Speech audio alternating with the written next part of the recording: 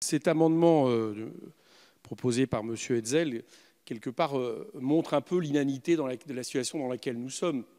Parce qu'il montre une contradiction, c'est que dès lors qu'on organise, sans le dire, la sélection, parce qu'il n'y a pas assez de place dans les universités par rapport au nombre d'étudiants, ou en tout cas au nombre de bacheliers qui veulent faire des études, on en arrive, une fois que les 10 choix ont été récusés, à trouver toute solution. Alors celle-ci, évidemment, n'est pas la bonne, parce que je vais vous dire en réalité quel serait le profil que proposerait un chef d'établissement. Sur quelle référence serait-il fait d'abord? Sur quelle base, j'allais dire, réglementaire?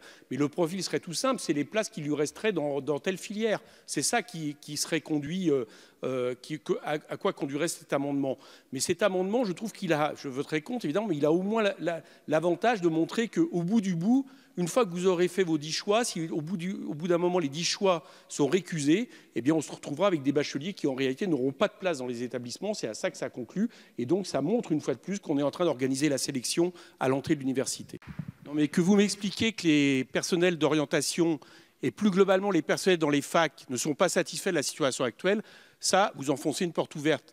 Mais la situation actuelle, elle est due à une chose, c'est que depuis 10 ans, le budget de l'enseignement supérieur et plus encore des universités baisse par tête d'étudiants. C'est ça la réalité dans un pays qui s'est donné pour choix d'avoir 80% de tranche d'âge au bac. Et nous sommes désormais incapables de les accueillir les facs parce que les facs n'ont pas été construites. Alors je vais vous dire une chose, au lieu de trouver des expédients, construisez des facs. Voilà ce qui serait une promesse d'avenir et voilà ce qui serait une confiance dans l'avenir.